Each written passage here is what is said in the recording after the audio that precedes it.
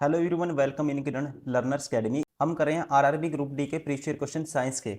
अभी ये question paper पूछा गया था 2/9/2022 को सेकंड शिफ्ट में। जितने भी क्वेश्चन आए थे साइंस के सारे इस वीडियो में कवर करेंगे। फर्स्ट क्वेश्चन है, it is found that during dispersion of white light by glass prism the more A colour component is bent the more is the refractive index of the glass for that colour component. If mu b, mu y and mu g are the refractive indices for blue, yellow and green lights respectively, then which of the following relation between them is correct? देखो दोस्तों, refractive index हमें यह बताता है कि medium कितना dense है।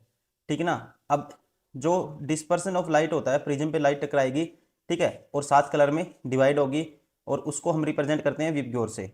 VIBGYOR ये क्या होता है? शॉर्ट फॉर्म होती है कलर की। जैसे वायलेट कलर होता है, ये इंडिगो, ये ब्लू, ये green, yellow, orange and red. जो रेड होता है, रेड की वेवलेंथ ज़्यादा होगी। वेवलेंथ मीन्स इसकी स्पीड ज़्यादा होगी तो उसकी वेवलेंथ भी ज़्यादा होगी। ठीक है, क्योंकि ये v इक्वल टू होता है एफ लेमडा के। अगर ये आपस में डायरेक्टली प्रोपोर्शनल है, अगर स्पीड ज़्यादा होगी तो मीडियम का जो डेंस कम होगा, मतलब कि जो स्पीड होती है लाइट की, तो डेंस मीडियम में कम होती है, और जो मीडियम जितना डेंस होता है ना, उसका रिफ्रैक्टिव इंडेक्स उतना ही ज़्यादा होता है।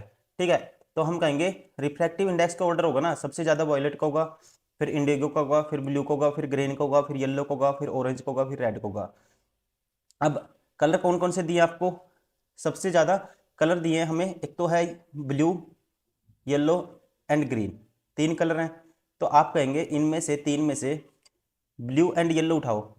ब्लू और येलो में से रिफ्रैक्टिव इंडेक्स किसका ज़्यादा होगा? ब्लू कलर का ज़्यादा होगा। किससे? येलो कलर से। अब देखो, अब ब्लू ब्लू और येलो का तो हमने देख लिया। अब ग्रीन उठाओ। ग्रीन कहाँ है? ग्रीन का ज़्यादा होगा किससे दोस्तों? येलो से। ठीक है, ग्रीन का ज़्यादा होगा येलो से, और येलो से ज़्यादा होगा ब्लू का। तो यहाँ से हमारे पास ऑर्डर बनेगा, सबसे ज़्यादा येलो, फिर रिफ्रैक्टिव इंडेक्स किसका ज़्यादा होगा? ग्रीन का, और फिर ज़्यादा होगा किसका? रिफ्रैक्टिव इंडेक्स ज़्यादा होगा येलो का। तो सबसे ज़्यादा ब्लू आएगा, greater than green, greater than yellow.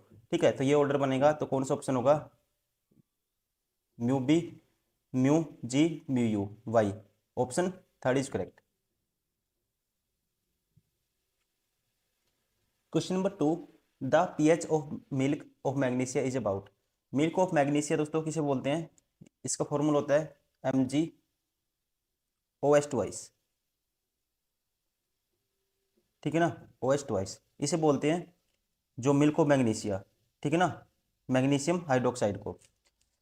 अब इसका जो पीएच मान होता है, ये होता है, ध्यान रखेंगे, ठीक है, is about to 10.4। Option third is correct. Question number 3, consider the following statement and identify the correct answer. आपको करेक्ट बताना है कौन सा है। ठीक है, करेक्ट बताना है आपको कौन सा है। पहला है, the chemical formula of the baking soda is NaHCO3। दोस्तों 100% ट्रू है केमिकल फॉर्मूला। ठीक है, क्या होता है बेकिंग सोडा का? NaHCO3। सोडियम क्या बोलते हैं इसको? बाइकार्बोनेट। सेकंड स्टेटमेंट है, it is used in soda acid fire extinguisher में इसका यूज होता है। ठीक है, सोडा एसिड फायर एक्सटिंग्यूशन में इसका क्या होता है? यूज होता है। तो ये भी ठीक है और ये भी ठीक है, दोनों स्टेटमेंट इज करेक्ट। तो आप कहेंगे कौन सा ऑप्शन होगा? Option first is correct. Question number 4, if the resistance of the conductor is double then heat produced is. ठीक है, अगर रेजिस्टेंस डबल होगा तो हीट प्रोड्यूस्ड कितनी होगी? ठीक है, ये आपको बताना है दोस्तों। हीट डायरेक्टली प्रोपोर्शनल होता है रेजिस्टेंस के। ठीक है ना, the amount of heat produced is of a conductor is directly proportional to the resistance R. तो यहाँ से आप क्या कहोगे? अगर ये डबल होगा तो हीट भी कितने टाइम प्रोड्यूस होगी? डायरेक्टली प्रोपोर्शनल है 2 times. Option second is correct. Question number 5, Arun was performing an experiment in the laboratory. He took a solution of ferric chloride and added some smaller pieces of zinc. When yellow colour of ferric chloride disappeared, with which compound was form. तो कौन सा compound बनेगा? ठीक है, तो आपको reaction करवानी है दोस्तों। किसकी रिएक्शन को करवानी है? ये गिवन है हमें, क्या क्या, क्या लेना है उसको? सोल्यूशन ऑफ फेरिक क्लोराइड, ठीक है, और जिंक के साथ। अगर आप जिंक की रिएक्शन कराओगे, ठीक है, फेरिक क्लोराइड के साथ, तो हमारे पास क्या बनता है? जिंक क्लोराइड बनेगा ZnCl, ठीक है, Cl2, और कंपाउंड बनेगा 2FeCl2 में कन्वर्ट हो जाएगा। और ध्यान रखेंगे जब आप एडिशन करते हो किसका, जिंक मेटल का, किसमें, फेरिक क्लोराइड में FeCl3 में ऐड करते हो, तो इसमें जो जो फेरिक है दोस्तों, इसकी जो कंसंट्रेशन क्या होती है, कम हो जाती है, ठीक है ना, और ये कलर इसका चेंज हो जाता है येलो टू ग्रीन में, ठीक है। तो ये पूछा था कौन सा कंपाउंड वाज फॉर्म्ड, ये बनेगा ZnCl2, option third is correct. Question number 6, which of the following statement about the double displacement reaction is correct, ठीक है, डबल डिस्प्लेसमेंट रिएक्शन के अबाउट क्या करेक्ट है। An exchange of ion between two reactant, दोस्तों ये 100% true है। Double displacement reaction में क्या होता है, दो जो रिएक्टेंट होंगे इन्हें आपस में क्या करते हैं, आयन्स को एक्सचेंज करेंगे, ठीक है ना, और दो नए कंपाउंड बनते हैं, that is called double displacement reaction, option first is correct, पहला ही ठीक हो गया। Question number 7, which element is neither metal nor non metal, ना तो मेटल होना चाहिए ना नॉन मेटल होना चाहिए, तो ये कौन सा है, ये है, ध्यान रखेंगे आप, जर्मेनियम।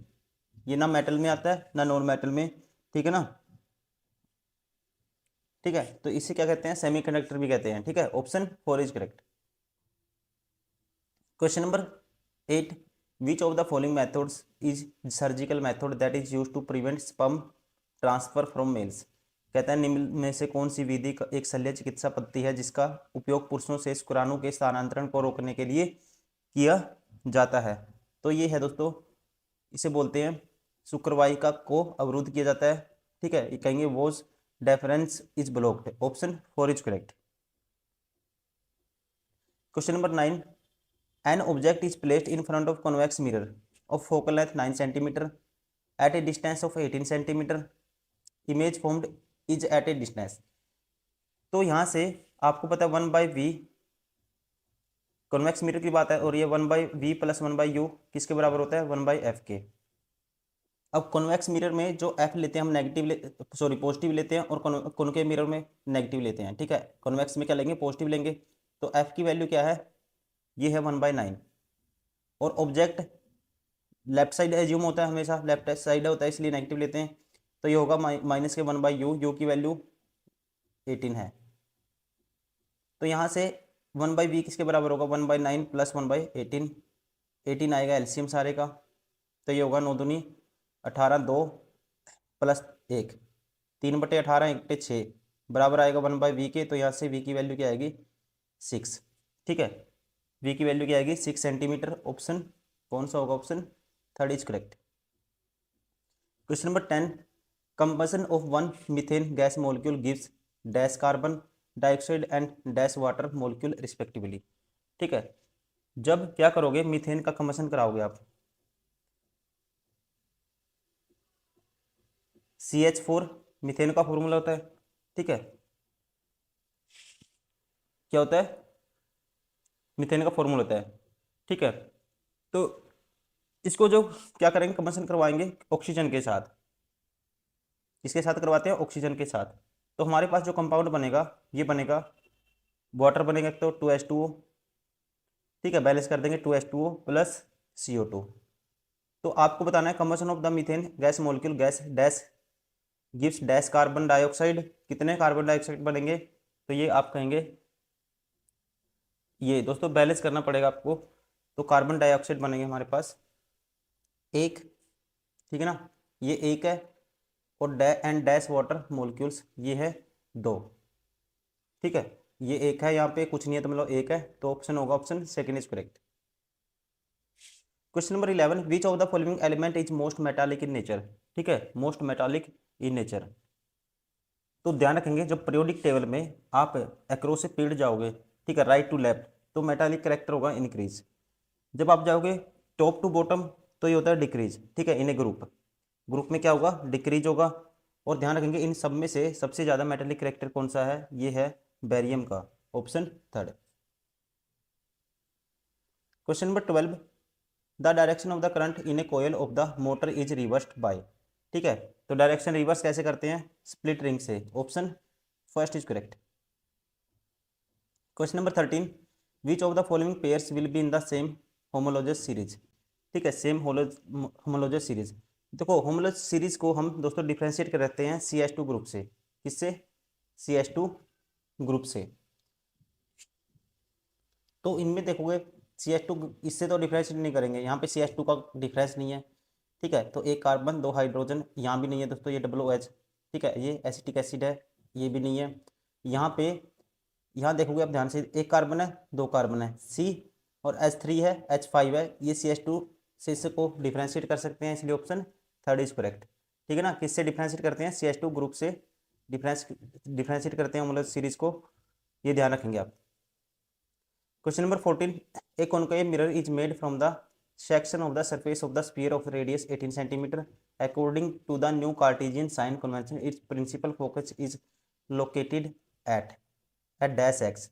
देखो अब रेडियस ऑफ कर्वेचर क्या है दोस्तों? 18 है। फोकस, जो फोकल लेंथ क्या होता है इसका? फोकल लेंथ का डबल होता है ये, तो फोकल लेंथ क्या होगी?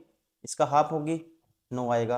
अब पॉजिटिव आएगा नेगेटिव आएगा, कॉनकेव मिरर के लिए फोकल लेंथ क्या लेते हैं? नेगेटिव लेते हैं, इसलिए आएगा -9 centimetre. Option third is correct. Question number 15, which of the following organisms has 3 chambered heart. ठीक है, किसके अंदर 3 चैम्बर हार्ट होते हैं? ठीक है, ये होता है फ्रॉग के अंदर। Option second is correct. Question number 16, some features of the respiratory surface in animals are mention below the incorrect option. कहता है जंतुओं में श्वसन सतह की कुछ विशेषताओं का उल्लेख की नीचे दिया गया है, गलत का चयन कीजिए। ठीक है, गलत बताना आपको कौन सा है। पहला कहता है presence of the mechanism of moving air in and out of the this area. ठीक है, इस क्षेत्र में वायु को अंदर लाने और बाहर ले जाने के लिए एक तंत्र मौजूद होता है दोस्तों, ये 100% क्या है? ट्रू है। गलत बताना आपको इज वेरी थिक, ये गलत है। थिक नहीं होता दोस्तों, थिन होता है। ठीक है, ये नहीं कह सकते इज वेरी थिक, ये गलत है। Option second is correct. ये पूछा गलत कौन सा है। Has a large surface area होता है, usually placed inside the body होता है, ये भी ठीक है, ये भी ठीक है। तो ये ऑप्शन सेकंड क्या है? गलत है। Question number 17, the carbon and the energy requirement of plants are fulfilled by which of the following processes. कहता है पादपों की कार्बन और ऊर्जा आवश्यकताओं की पूर्ति इनमें से किस प्रक्रिया द्वारा होती है? ठीक है, ये होती है किससे द्वारा दोस्तों? आपको पता ही होगा, photosynthesis. Option four is correct, प्रकाश संश्लेषण के द्वारा। Question number 18, which of the following has no effect on the resistance of a conductor. ठीक है, रेजिस्टेंस ऑफ कंडक्टर पे किसका कोई भी इफेक्ट नहीं होगा? Thickness, temperature, length, shape. तो ये डिपेंड करेगा, थिकनेस पे डिपेंड करता है, टेम्परेचर पे भी, लेंथ पे भी, लेकिन शेप पे इसका कोई इंपैक्ट नहीं होगा। ठीक है, कोई इफेक्ट नहीं होगा। Option four is correct. Question number 19, the power of the convex lens of focal length 20 centimetre is. Power कितनी है? 20 सेंटीमीटर है। ठीक है, क्या बतानी है आपको? Focal length. फोकल लेंथ होता है दोस्तों, ठीक है, ये होता है पावर होता है 1/f के बराबर। ठीक है, तो यहाँ से f की वैल्यू क्या आएगी? 1/p के बराबर, तो 1/20। ठीक है, तो 100 से ऊपर मल्टीप्लाई कर दो, 100 से नीचे 20 पंजे 100, ये आएगा 0.05 डायोप्टर। अब ये देखना पॉजिटिव आएगा या नेगेटिव आएगा। ठीक है, पॉजिटिव, सॉरी ये सेंटीमीटर में था दोस्तों, तो मीटर में कन्वर्ट करेंगे। पहले तो मीटर में कन्वर्ट करो, तो ये आएगा 5 मीटर आ जाएगा। ठीक है, 5 आ गया। अब हमें देखना पॉजिटिव आएगा या नेगेटिव आएगा। तो पॉजिटिव नेगेटिव के लिए क्या देखते हैं? जो कॉनकेव कन्वेक्स लेंस होता है ना, इसके सारे करेक्टर होते हैं कॉनकेव मिरर की तरह। ठीक है, तो फोकल लेंथ क्या है? पॉजिटिव लेंगे तो इसमें लेंगे positive. Option second is correct.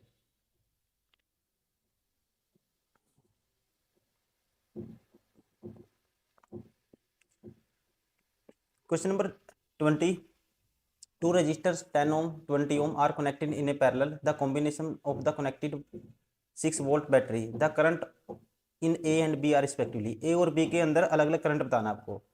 ठीक है, तो करंट क्या होता है? V होता है IR के बराबर, तो I होगा यहाँ से V/R के बराबर। करंट पहले वाले में IA मान लेते हैं इसको। वोल्टेज तो 6 वोल्ट है, बटे में होगा 10, रेजिस्टेंस 10 है, 0.6 एम्पियर। वैसे ही IB सेकंड वाले में करंट कितना होगा? 6, इसमें 6 था, तो वोल्टेज तो इसमें भी 6 है, वोल्ट है, तो ये होगा 20, तो 3/10 मतलब कि 0.3 एम्पियर। तो 0.6 एम्पियर, 0.3 एम्पियर कौन सा होगा? Option third is correct. Question number 21, which of the following cellular components is absent is in most of the prokaryotics. ठीक है, कहते हैं निम्नलिखित में से कोशिकीय घटक अधिकांश प्रोकैरियोटिक्स में मौजूद नहीं होता। तो ये कौन सा है दोस्तों? ध्यान रखेंगे, ये है nuclear membrane. Option 4 is correct. Question number 22, magnetic field lines at north pole of magnet are. ठीक है, कहता है चुंबक के उत्तरी ध्रुव पर चुंबकीय क्षेत्र रेखाएं डैश होती हैं। इससे बार बार क्वेश्चन आता है। ठीक है, अब कई बार पूछेगा मैग्नेटिक फील्ड लाइंस क्या होती है दोस्तों? ये इमेजिनरी लाइन होती हैं। ठीक है, जिससे हमें किसका पता लगता है? मैग्नेटिक फील्ड का पता लगता है। यहाँ से कई बार पूछा क्वेश्चन आपको कि अंदर डायरेक्शन क्या होती है। ठीक है, किसके अंदर? मतलब कि मैग्नेट के अंदर। तो इनकी डायरेक्शन होती है मैग्नेट के अंदर साउथ टू नॉर्थ पोल। ठीक है, bar north to south pole. ठीक है, अब ये कहते हैं lines at the north pole of the, ये काम करेंगे lines emerging from the pole. क्या करेंगे? एमर्ज करेंगे फ्रॉम द पोल से। Option 4 is correct. एमर्ज का मतलब क्या है? ये बाहर निकल जाना। ठीक है ना, कौन से पोल से?